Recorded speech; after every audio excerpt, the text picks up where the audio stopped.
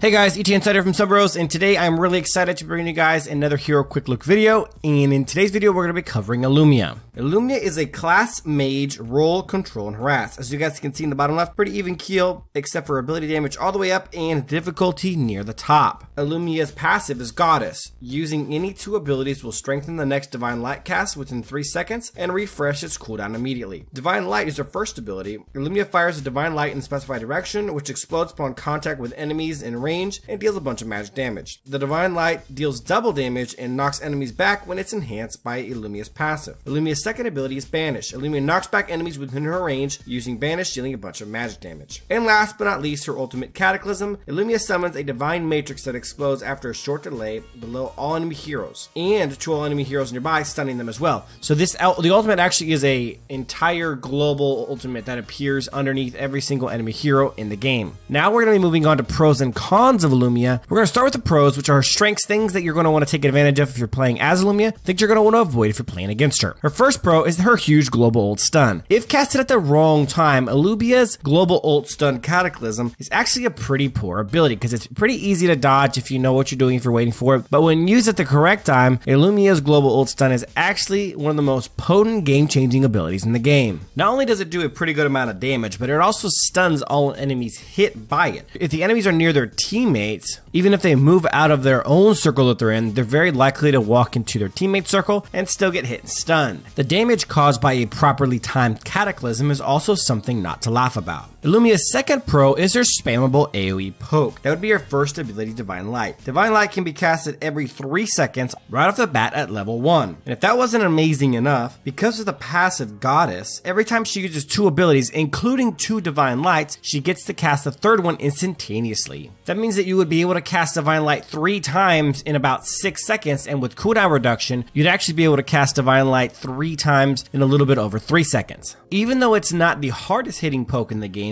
it certainly can be casted fairly often as well, and can be pretty disruptive, not just with the damage, because the third free Divine Light can actually cause double damage and a knockback. Speaking of knockbacks, that brings us into our third and final pro, which is that Ilumia has good crowd control. Whether it's the third shot on Divine Light that has a knockback, or we're talking about her ultimate Cataclysm, she has really good crowd control, but I haven't even mentioned the very best one, which is her second ability, Banish. Banish is really cool because no matter how many people jump Ilumia or get right up next to her, if she casts Banish, it knocks everyone back away from her out of a AoE circle that surrounds her. And even though this isn't a dash or a teleport or any kind of really heavily movement speed buffing ability, it still creates separation between her and those who would like to kill her, making it a very good ability to be used when you're trying to escape. Now we're going to be moving on to her cons, her weaknesses, things you're going to want to avoid if you're playing as her, things you're going to want to focus on if you're playing against her. Illumia's first con is that she lacks burst damage. Rather than having a very high amount of burst damage like a hero, for example, like Natalia or Diachan at the mage position, Ilumia is more of constant poke, big crowd control, and some game-changing abilities. Her second con is that her ult, when timed incorrectly, as we spoke about in the pro section, can be very easily avoidable. So if you don't know how to use the ult properly and you don't know how to time it, you can cast that ult and essentially catch nobody in it, making it a giant waste of time. And her third and final con is that even though she does have that good escape ability via the knockback, she actually has really bad mobility. Her actual mobility for going in and out of things is not very good because she doesn't have anything that increases her movement speed, no dashes, no teleports, nothing like that. Overall, her mobility is, I'd say, below average for a mage, and overall not very good for accounting for all the heroes in the game. That's it for this one, guys. I hope you guys enjoyed the video. If you did, please make sure you guys drop a like, subscribe to the channel, and of course check out our other hero quick look videos, our top 5 videos, and of course our Tuesday, Thursday, and Saturday night live streams. Thanks for watching, guys, and as always, until next time.